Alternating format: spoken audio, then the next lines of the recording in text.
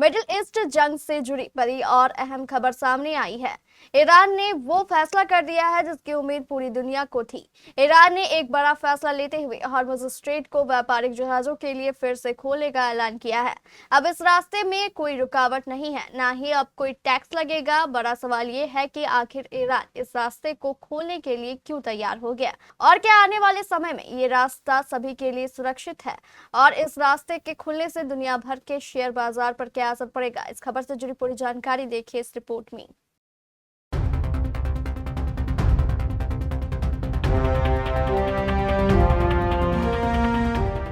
Iran ने शुक्रवार को ऐलान किया कि अमेरिका के साथ चल रहे सीज फायर के बाकी समय हॉर्मुज़ स्ट्रेट पूरी तरह खुला रहेगा।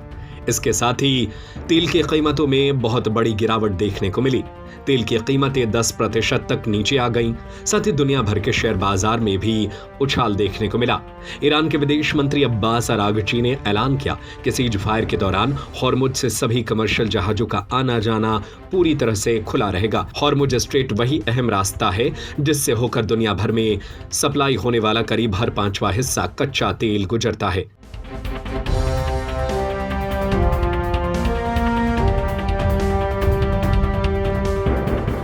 ईरान पर अमेरिका इजराइल के हमलों के बाद इस रास्ते पर रुकावट आ गई थी, जिससे तेल की कीमतें $120 प्रति बैरल तक पहुंच गई थी और ग्लोबल इकोनॉमी पर खतरा मंडराने लगा था।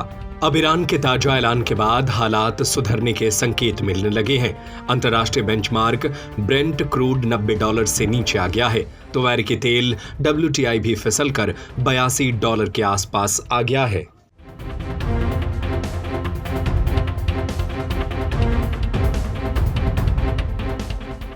इस खबर का बाजार पर भी तुरंत असर दिखा है।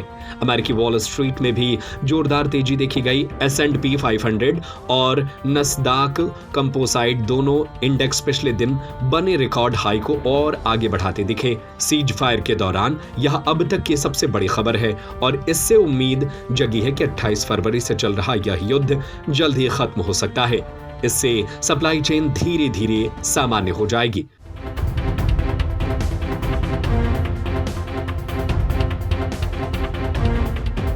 हालांकि ये स्पष्ट नहीं है कि अब्बास अरागची 10 दिन के लिए लेबनान इजराइल सीज फायर की बात कर रहे थे या 8 अप्रैल से शुरू हुए अमेरिका ईरान के 2 हफ्ते के युद्ध विराम की।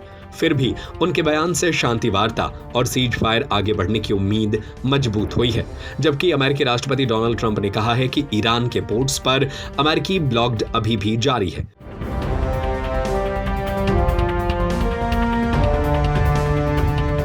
इसी बीच फ्रांस के राष्ट्रपति इमैनुअल मैक्रों और ब्रिटेन के प्रधानमंत्री कीयर स्टारमर ने सहयोगी देशों की भी बैठक बुलाई है, जिसमें जंग खत्म होने के बाद हॉर्मुज़ में फ्री ट्रेड सुनिश्चित करने के लिए मल्टीनेशनल फोर्स भेजने पर चर्चा हो रही है। इधर यूरोप में भी कारोबार में तेजी देखने को मिली। फ्रैंकफर्ट और पेरिस में भी करीब 2% तक बाजार चढ़े, लेकिन एशियाई बाजारों में गिरावट देखने को मिली है। टोक्यो में बड़ी गिरावट आई। हांगकांग और शंघाई भी नीचे बंद हुआ। ताइवान का भी इंडेक्स नीचे गिरा। हालांकि हाल ही में इसका मार्केट कैप $4.14 ट्रिलियन तक पहुंच गया था, जिससे यह दुनिया का 7वां सबसे बड़ा इंडेक्स बन गया। फिलहाल हॉर्मुज़ को लेकर बातचीत जारी है। आगे क्या होता है ये देखने वाली बात होगी। इस खबर पर आपकी क्या राय है? हमें अपनी राय नीचे कमेंट करके जरूर बताएं।